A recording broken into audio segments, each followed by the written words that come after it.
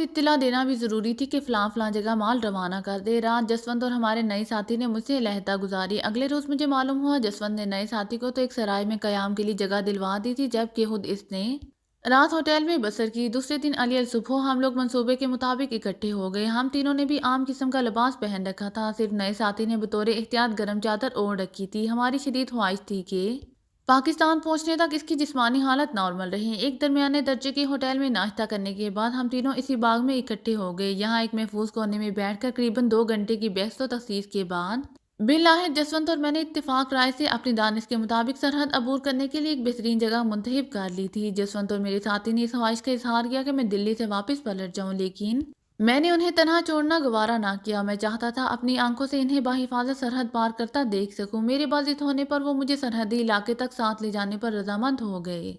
Railway time table से हमने मालूमात हासिल की और एक ऐसी गाड़ी का इल्म हुआ जो हमें मतलूबा स्टेशन पर शाम के वक्त पहुंचाती थी। वो दिन भी हमने दिल्ली में गुजारा और दूसरे रोज अलियल सुबह ट्रेन के जरिए अपनी मंजिल को चल दिए। इस मरतबा हम तीसरे दर्जे में आम भारतीय शहरियों के रूप में सफ़र कर रहे थे। हम आपस में कभी कभी इस तरह बात कर लेते जैसे एक डिब्बे में सफ़र करने वाले मुसाफिर एक दूसरे से किया करते हैं। स्टेशन पर कोई खास सरगर्मी देखने में नहीं आई थी। गालबन इंडियन सिक्योरिटी को यह ख्याल गुजरा था कि हम दिल्ली से किसी और तरफ निकल गए हैं। गाड़ी शाम के करीबन 6 बजे हिंदू मिल कोर्ट पहुंची। छोटे से स्टेशन के प्लेटफॉर्म पर उतरते ही हमने सामने नजर दौड़ाई तो हमें रेलवे लाइन टूटी हुई नजर आई, जहां रेलवे लाइन का सिलसिला खत्म होता था, जिसके बाद पाकिस्तानी सरहद शुरू हो जाती थी। स्टेशन से बिल्कुल मुल्हिका BSF की चेक पोस्ट बनी थी। इसके अलावा खेतों में मुख्तलिफ जगह उन्होंने निगरानी के लिए नादिर बना रखे थे। कुछ फासले पर एक मंदिर नजर आ रहा था, जिसकी ऊंची छत के एक कोने में भारतीय सिक्योरिटी फोर्सेस का एक सिपाही आंखों से दूरबीन लगाए अतराफ का जायजा ले रहा था। वो सिर्फ पाकिस्तानी इलाके पर ही नजरें रखे हुए नहीं था, बल्कि इर्द गिर्द होने वाली सरगर्मियों से भी बाखबर था। जैसे ही इसकी दूरबीन का रुख प्लेटफॉर्म की तरफ हुआ, ना जाने क्यों मेरा दिल उछलकर हलक में आ गया। करीबी देहात के रहने वाले लोग खेतों में चलते हुए गांव की सिम जा रहे थे। तयशुदा प्लान के मुताबिक हम लोग डिब्बे से उतरते ही एक दूसरे से अलग हो गए थे। उन्होंने तो करीबी देहात की तरफ जाने वाली पगडंडी का रुख किया था, जबकि मैं मुखालिफ सिम शहर की जानिब चल दिया। रेलवे स्टेशन से पाकिस्तानी सरहद का फासला बामुश्किल एक फरलांग बनता था। जसवंत और मेरे साथी ने बड़ी जुर्रत का मुजाहरा किया था, जो उन्होंने इतने खतरनाक इलाके को सरहद अबूर करने के लिए मुंतखब किया। उनका ख्याल था कि भारतीय सिक्योरिटी फोर्स की नजरों में आने तक वो कम से कम आधा फैसला तय कर लेंगे और आधा वो अपने कुव्वत इरादी के बल पर भाग कर भी तय कर सकते थे। मेरे साथी का ख्याल था कि गोली लगने की सूरत में भी वो कम से कम पाकिस्तानी इलाके में गिरेंगे। इस तरह अपने वतन की हाक तो नसीब होगी। वो एक दफा फरार होने के बाद दोबारा जिंदा भारतीय हुकूमत के हाथ नहीं आना चाहते थे। मैं इसके जज्बे की दाद दिए बगैर ना रह सका। जसवंत ने भी इसकी ख्वाहिश और जज्बात के एहतराम में इस इलाके पर इत्तेफाक राय किया था और अब वो दोनों जयाले कदम ब कदम अपने सरहद की तरफ गामजन थे। मैं स्टेशन के एक कोने में पेशाब करने के बहाने बैठ गया। मेरी नजरें इन पर ही जमी हुई थीं। सर्दियों के मौसम की वजह से सूरज गरूब हो चुका था, लेकिन अभी तक इतनी रोशनी जरूर बाकी थी जिसमें मुझे पाकिस्तानी रेंजर्स की पोस्ट पर लहराता हुआ सब्ज हिलाली परचम साफ दिखाई दे रहा था। रेंजर्स की पोस्ट दरख्तों के झुंड में गड़ी होने की वजह से गो के दिखाई नहीं दे रही थी, लेकिन मैं दिल ही दिल में वो सब कुछ महसूस कर रहा था जो वहां मौजूद था। हाके वतन के इतने नजदीक होने की वजह से मुझ पर एक खास किस्म की जज्बाती कैफियत तारी थी। पाकिस्तानी फिजाओं की सिम से आने वाली हवाएं मुझे एक गोना तमानियत का एहसास बख्श रही थी। मेरे दिल में मोचन वतन की मोहब्बत के लिए मेरे जज्बात दो चंद हो गए थे। मेरा जी चाहता था मैं इन पर कहर बनकर टूट पड़ूं, जो मेरी तकद्दस आम धरती की तरफ मैली नजरों से देख रहे थे। मेरे दोनों प्यारे एक दूसरे के पीछे पीछे देहातों के साथ गांव की सिम जाने वाली पगडंडी पर रवाना हो दवा थे।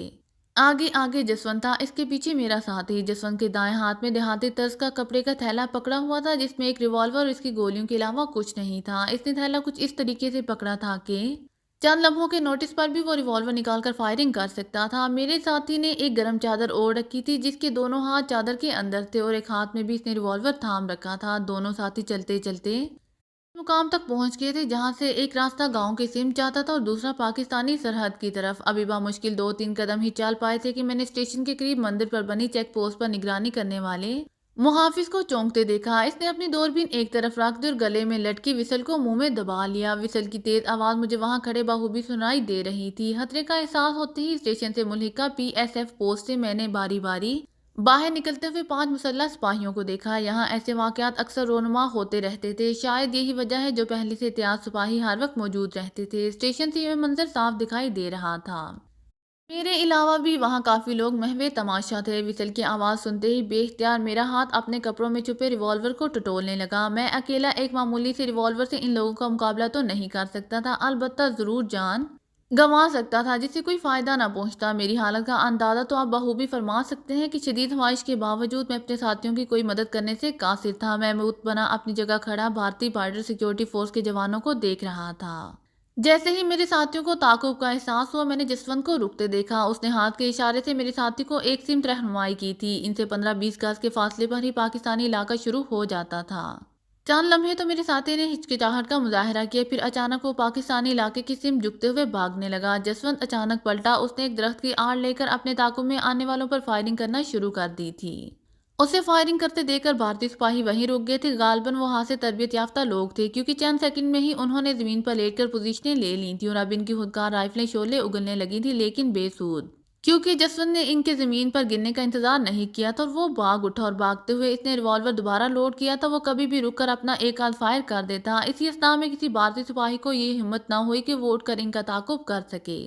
جسونت کے چاروں طرف گولیوں کی بارش ہو رہی تھی، لیکن اس کے بھاگنے کا انداز دیکھ کر میں نے یہی سوچا کہ اسٹیشن پر محو تماشا باقی لوگ بھی اش اش کر اٹھے۔ وہ تربیت یافتہ کمانڈوز کی طرح سیدھا نہیں بلکہ آڑا ترچھا ہو کر بھاگ رہا تھا۔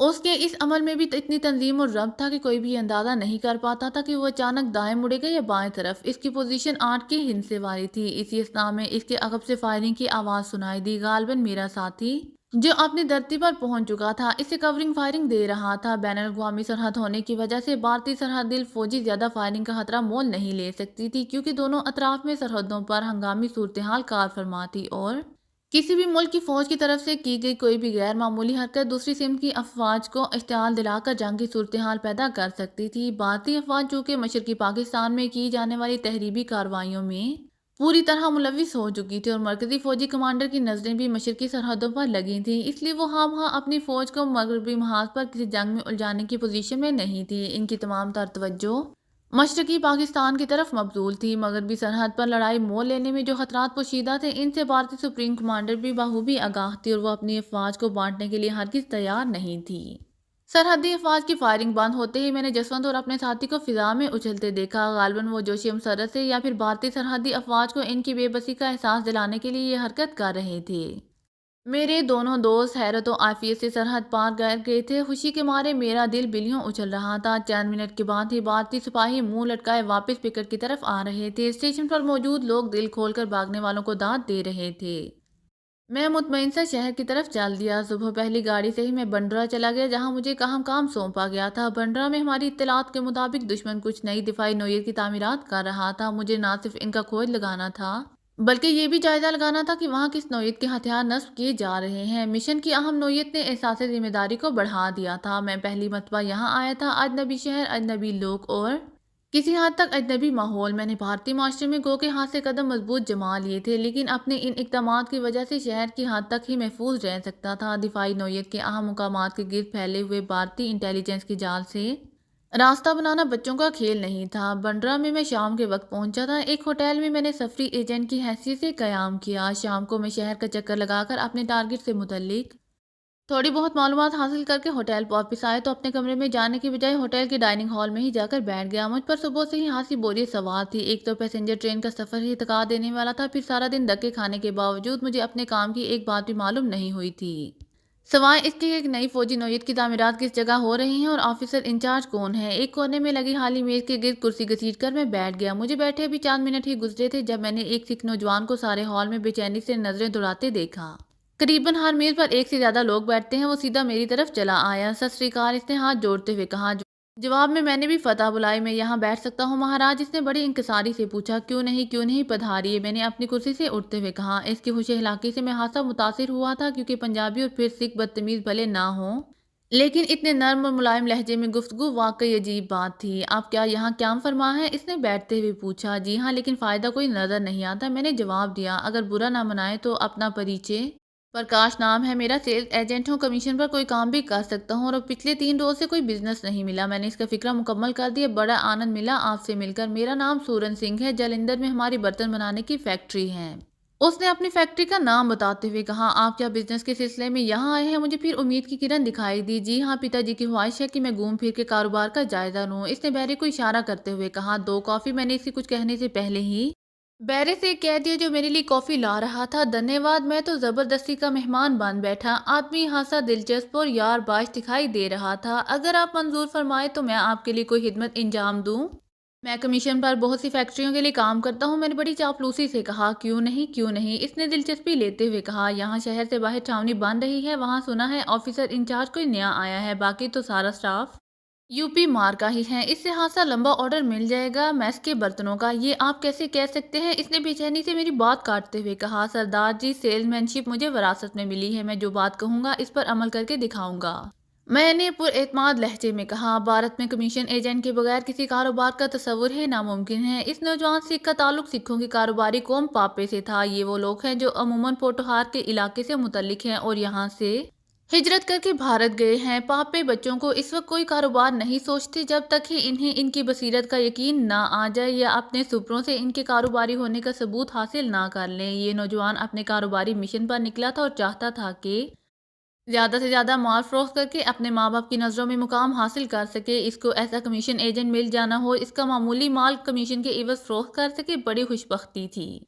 मेरी खुशनसीबी ये थी कि मुझे पापा सिख मिल गया था और वो भी फैक्ट्री के मालिक का बेटा। मेरे जहन ने एक शानदार मंसूबा तरतीब दे लिया था और अब मुझे इस पर अमल करने के लिए इसके लवाजमात बहम पहुंचाने थे। मैंने जो मालूमात अब तक हासिल की थी उनके मुताबिक ये दिफाई तामीरात फौज की निगरानी में हो रही थी, पर हर चीज सेक्शन के लोग भी फौज से मुतल्लिक ही थे। यहाँ का ऑफिसर इंचार्ज एक सिख कर्नल था।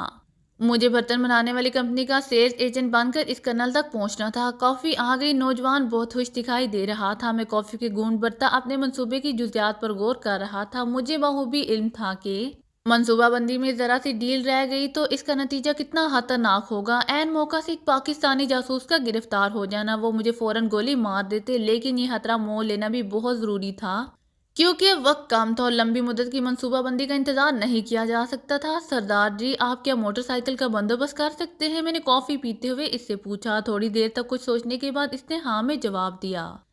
बस तो काम बन गया। मैंने चुटकी बजाते हुए कहा, कैसे यार, कुछ मेरे भी तो पल्ले पड़े। इसने बेचैनी और इश्तियाक से पहलू बदलते हुए कहा, देखो महाराज, ऑफिसर इंचार्ज पंजाबी है और यहाँ माल सप्लाई करते हैं ज्यादातर गैर पंजाबी। मेरा ख्याल है हमारे पंजाबी होने का फायदा जरूर मिलेगा, लेकिन शर्त यह है कि हम किसी न किसी तरह इस तक पहुंच जाएं। बस जरा हिम्मत की जरूरत है। इसकी आंखों में झांकते हुए मैंने मंसूबा बनाया। तो हुक्म कर यार। इसने ठीक पंजाबी लहजे में मेरे कंधे पर हाथ मारा। कमीशन तय हो गई और अगले रोज अलियल सुबह वो मोटरसाइकिल समेत मेरे होटल पहुंच गया। एक गत्ते के डिब्बे में स्टेनलेस स्टील के मुख्तलिफ किस्म के बर्तन उसने पीछे स्टैंड पर बांध रखे थे। लो सरदार जी, आज हमारी भी सेल्समैनशिप देखो। मैंने इसे अपने पीछे बैठने का इशारा किया और अल्लाह को याद करके मोटरसाइकिल स्टार्ट कर दी। करीबन घंटा भर के सफर के बाद बिल आखिर हम टारगेट एरिया में दाखिल हो गए। दिफाई नौयत की तामीरात के गिर्द फौज का पहरा था और कम अज कम 1 मुरबा मील के इलाके में सिविलियन का दाखिला ममनू था। मैं सारे रास्ते अपने साथी की हिम्मत बढ़ाता रहा था कि वो किसी बात की परवाह ना करे और बिल्कुल ना घबराए। पहले ही फांसी दरवाजे की तो हमने परवाह भी नहीं की और इस पर बगैर रुके आगे बढ़ गए। कुछ सिविलियन जो यहाँ ठेकेदारी करते थे, इन्हें शनाख्ती कागजात दिखाने के बाद एक मखसूस इलाके तक जाने की इजाजत थी। गालबन हमें भी पहरादारों ने इन्हीं में से जान लिया था। अब हम इस इलाके में दाखिल हो चुके थे जहां अहम नौयत की इमारतें बन रही थी। हमारे चारों तरफ मिसाइल और जदीद नौयत के दीगर हथियार नस्ब थे। मेरी पुरतजस्सिस निगाहें हर मनाजिर को मेरे दिमाग की फिल्म पर मुंतकिल कर रही थी। अब खासा खतरनाक मरहला आ गया था। हम आखिरी दरवाजे पर पहुंच गए थे। कुछ फासले पर बड़े बड़े बिल्डोजर और करेने अपने काम में मसरूफ थीं। लकड़ी के आरजी गेट पर 2 मुसल्लह संतरी मौजूद थे। हॉलेट एक ने स्टेन गन को पोजीशन में लेते हुए कहा, कौन है, किधर जाना है? हमारे रुकते ही मद्रासी सिपाही गुस्से से बोला, हम कर्नल बाजवा के रिश्तेदार हैं, इनसे साइड पर मिलने आए हैं। मैंने बड़े बारोब लहजे में कहा, लेकिन सर ये तरीका गलत है, बाहर गेट पर रिपोर्ट करें। दूसरा बोला, लाला जी, हमें सब गेट वाले जानते हैं, आप शायद नए आए हैं। मेरे जवाब ने इसे चंद लम्हों के लिए तज़बज़ब में मुब्तला कर दिया। मोटरसाइकिल स्टार्ट थी। इन लम्हों को गंवाना मेरी बदकिस्मती होती। मैंने गियर लगाया और आगे बढ़ गया। दोनों बेबसी से हमें देखते रह गए। अभी हम बामुश्किल 10-12 गज चलने पाए थे कि सामने रुकावट आ गई। यहाँ टेंट लगा था और एक सिख कर्नल सिपाहियों को इशारे से कुछ बता रहा था। हमें वहां देखकर वो सब चौंक पड़े। 2-3 सिपाही तेजी से हमारी तरफ बढ़े। कर्नल अपनी जगह खड़ा रहा। सत अकाल। हम दोनों इसी अवस्था में मोटरसाइकिल से उतर चुके थे। सत अकाल। कर्नल ने जवाब दिया, कौन हो तुम लोग, यहाँ कैसे आ गए। इसका लहजा दो आबा वाली पंजाबी की चुगली खा रहा था। जालिंदर से आए हैं महाराज, आपका सुनकर मैंने इसी पंजाबी लहजे में जवाब दिया। इसका ताल्लुक जिला जालंधर ही लगता था और वो मुझे मोनासिक समझ रहा था, यही इसकी कमजोरी थी। बड़े गलत आदमी हो, ऐसे नहीं आया करते। इसने अतमाम हुज्जत के लिए कह दिया। क्षमा कर दीजिए महाराज, मेरे साथी ने जवाब दिया। आओ मेरे साथ, क्या बात है। सिपाही मुंह देखते रह गए। उसने हमें अपने पीछे आने का इशारा किया। हम दोनों इसके पीछे पीछे चल दिए। कर्नल भी जट सिंह था और अपने सिख साथियों के सामने अपनी किसी कमजोरी का मुजाहरा नहीं करना चाहता था। रास्ते में चलते चलते मैंने अपना और अपने साथी का तारुफ और यहाँ आने का मकसद बयान कर दिया और इसे ये भी जतला दिया कि हमने यहाँ तक पहुँचने का खतरा सिर्फ इसलिए मोल लिया था कि यहाँ हमारे इलाके का एक जट कर्नल परचेज का इंचार्ज है। अब हम नाकाम वापस नहीं जाना चाहते। लेकिन यारो, यहाँ सप्लाई करने के लिए रजिस्ट्रेशन करवाना पड़ती है, ये तो गैर मामूली इकदाम होगा। ठीक है, हमें मैस के लिए बर्तनों की ज़रूरत है, लेकिन महाराज जी, कानून भी आप ही हैं, हमारे आने का कोई फ़ायदा तो हो। मैंने बड़ी चापलूसी से कहा। ठीक है, मैं लोकल परचेज के खाते में तुम लोगों को ऑर्डर दिलवा दूंगा, लेकिन मुस्तकिल सप्लाई मुमकिन नहीं। इसने जान छुड़ाते हुए कहा। दौरान गुफ्तगू वो चारों तरफ घूम फिर कर वहाँ काम करने वाले अमले को भी हिदायत देता जा रहा था। मैंने 2 मरतबा इससे बिल्कुल अजनबी लेकिन तजस्सुस भरे लहजे में वहाँ नस्ब शुदा हथियारों के मुतालिक भी पूछ लिया था। मेरा साथी भी इनके मुतालिक मालूमात हासिल करने में हासिल दिलचस्पी ले रहा था। सिख कर्नल भी हमें बाकायदा हथियारों के नज़दीक ले जाकर उनका मुआयना करवा रहा था। मेरी शदीद ख्वाहिश थी कि आप इसे जान छुड़ाऊं और जहन में समाई हुई मालूमात को फौरन अहाता तहरीर में ले आऊं, लेकिन मेरे साथी का दिल कुछ ज्यादा ही लग गया था। गालिबन ये सब कुछ उसके लिए एक नया और दिलचस्प था। हमने कर्नल को एक कटलरी सेट जबरदस्ती बतौर तोहफा पेश किया और इसे 4,000 रुपए के बर्तनों का ऑर्डर ले लिया। दोपहर का खाना कर्नल बाजवा ने हमें आर्जी तौर पर बने हुए एक मैस में खिलाया और जालिंदर में मिलने का वादा करके हमें रुखसत कर दिया। मेरे दोस्त की खुशी का कोई ठिकाना नहीं था। यार वाकई तुम तो कमाल के बंदे हो, मैं पिताजी से कहकर तुम्हें सेल्स मैनेजर की नौकरी दिलवा देता हूँ। इसने खुशी से बेकाबू होते हुए मुझसे रास्ते में कहा। बस सरदार जी, यही तो कमजोरी है मेरी, नौकरी नहीं कर सकता। हाँ, अगर मुझ पर एहसान करें तो कमीशन जरा बढ़ा दें, आपके लिए ऑर्डर लाता रहूंगा, मैंने जवाब दिया। यार ये कोई कहने की बात है, जालिंदर में मुझसे जरूर मिलना, इसने गर्मजोशी से हाथ मिलाते हुए कहा। कमरे में पहुंचते ही मुझे एक मरतबा फिर बड़े दिलफगार लहजे में अपनी बीमारी का जिक्र करना पड़ा, जिसके हाथों में इतना मजबूर था कि शराब पीना तो क्या उसे सूंघ भी नहीं सकता था। सोरंग सिंह कफे अफसोस मालकर रह गया। रात तक वो मेरे साथ रहा। डिनर भी इसने करवाया था। मेरी कमीशन इसने फौरन अदा कर दी थी, क्योंकि मेरा इससे यही मुआहदा था। अब माल सप्लाई करना और बिल वसूल करना इसी के जिम्मे था। उसी रात मैंने रखते सफर बांधा और लुधियाना रवाना हो गया। सुबह मुझे अचानक मौजूद पाकर प्रकाश मुझसे बगलगीर हो गया। यार इतनी देर, इसने बड़े शिकायत आमीर लहजे में कहा। एक और धंधा मिल गया था। मैंने हंसते हंसते इसे सारी कहानी सुना दी, क्योंकि कर्नल बाजवा और सोरन सिंह मेरे लिए बेहतरीन दोस्त साबित हो सकते थे और प्रकाश का हवाला मेरे लिए जरूरी था। वाह यार, आज तो यकीन हो गया कि सिख होते ही बेवकूफ हैं, इसने हंसते हुए कहा। नाश्ता मैंने और प्रकाश ने इकट्ठे ही किया था। माता और बाबूजी तो उदास हो गए थे तुम्हारे बगैर, और वो भी। उसने शरारती नजरों से मेरी तरफ देखते हुए फिक्रा अधूरा छोड़ दिया। वो कौन, मैंने इसे नजरें भिलाए बगैर पूछा। अच्छा, जैसे तुम्हें तो मालूम ही नहीं। वाह जी वाह, इतना बड़ा काम कर गई और हमसे चोरी, इसने गिला किया। पहली चोरी की थी जिंदगी में, वो भी पकड़ी गई। हद तेरी की, मैंने हंसते हंसते कहा। एक बात कहूँ, प्रकाश बोला। मैंने चाय प्याली में उंडेलते हुए कहा। ये पूनम का सौभाग्य होगा और मुझे तुम इस सिलसिले में हमदर्द पाओगे। उसका लहजा हमदर्दाना था। मुझे तुमसे यही उम्मीद थी प्रकाश, मैंने इसका हाथ दबाते हुए कहा। दोपहर तक लंबी तान के सोता रहा। प्रकाश ने मेरी हदायत के मुताबिक मुझे खाने के वक्त बेदार कर दिया। नहा धोकर मैंने खाना खाया। पूनम की छुट्टी का वक्त हो चला था। मैंने इसके कॉलेज का रुख किया। कॉलेज में एन छुट्टी के वक्त पहुंचा। मुझ जैसे सैकड़ों मुश्ताकीन दीद ने पहले ही कॉलेज का घेराव कर रखा था। साइकिलों पर सवार और पैदल भारतीय नारियों की टोलियां हिराते हुस्न बांटती मुस्कुराती एक दूसरे से अटखेलियां करती कॉलेज के दरवाजे से बरामद होती और कॉलेज के बाहर पहले से इंतजार में खड़े अपने प्रीतम के हाथों में हाथ डालकर अपनी राह लेती हैं। करीबन 10 मिनट के जानलेवा इंतजार के बाद पूनम लड़कियों के एक जुर्मर से नमूदार हुई। वो अपनी साथियों में बिलाशुबा इनकी मलका दिखाई दे रही थी। जैसे वो इस दरख्त के नजदीक पहुंची जिसके नीचे में सरापा इंतजार बना इसका मुंतजिर था, मुझे अचानक इनके सामने आ गया। हैरत और खुशी के मिले जुले तासुरात इसकी खूबसूरत आंखों में लहराए। नमस्कार, इसने संभलते हुए मेरे प्रणाम के जवाब में हाथ जोड़ दिए। आप यहाँ, इसके मुंह से बमुश्किल निकला। वापस चला जाऊं, मैंने इसका फिक्रा उचक लिया। परमात्मा ना करे, मुझे अपनी आंखों पर यकीन नहीं आ रहा। आप अचानक इस तरह चले आएंगे। इसने खामोशी इख्तियार कर ली। जब लफ्ज अपना मफहूम खो दे और कहने को कुछ बाकी ना रहे तो जज्बों की जुबान इजहार का बेहतरीन ज़रिया बन जाती है। पूनम वो कुछ भी मुझे कह ना पाती जो इसकी खामोश आंखों ने चंद लम्हों में मुझसे कह दिया। खुद मेरे जज्बात भी इससे मुख्तलिफ नहीं थे। हम दोनों कदम से कदम मिलाए नज़दीकी रेस्टोरेंट की तरफ जा रहे थे। इसी असना में दो साइकिल सवार इसकी दोस्तों के सामने से हमारे नज़दीक से गुजरते हुए हम पर अच्छे खासे रिमार्क्स भी कसे थे। रेस्टोरेंट में काफ़ी पीते हुए हम दोनों ज्यादातर खामोश ही रहे। समझ ही नहीं आ रही थी कि एक दूसरे से क्या कहें। कहने को रह ही क्या गया था। पूनम से मिलते हुए भी मैं अपना मिशन कभी नहीं भूला था। मुझे इल्म था कि भारतीय एयरफोर्स के मुतल्लिक ताज़ा तरीन मालूमात हासिल करने का बेहतरीन जरिया इनके महसूस क्लब और मैस होते हैं। भारतीय मुआशरे में खसूसन मेरे ज़ाती किरदार की वजह से प्रकाश या पूनम के घर में भी किसी को मेरे और इसके इकट्ठे घूमने पर कभी एतराज़ नहीं हो सकता था। महलूते ताल्लुकात भारतीय सोसाइटी का हिस्सा है और एक ऐसे नौजवान से जो कट्टर विष्णु हो, शराब कबाब से नफरत करे, किसी की सपनरी का मेल जोल काबरे एतराज़ कैसे हो सकता था। मेरे साथ घर चलिए ना, पूनम ने होटल से निकलते हुए कहा। शाम को कुछ काम है यहाँ। मैंने बहाना बनाकर इसे टाल दिया। ये कोई मुश्किल काम ना था। उसे बस में सवार करके मैं वापस प्रकाश के पास चला आया। प्रकाश ने अपने आप को काम के लिए वक्फ कर दिया था। इस पर दिन रात अमीर बनने का हक सवार था। कुदरत ने इसे धर्मदीर की सूरत में जो गैबी अमदाद पहुंचाई थी वो इसका हक अदा कर देना चाहता था।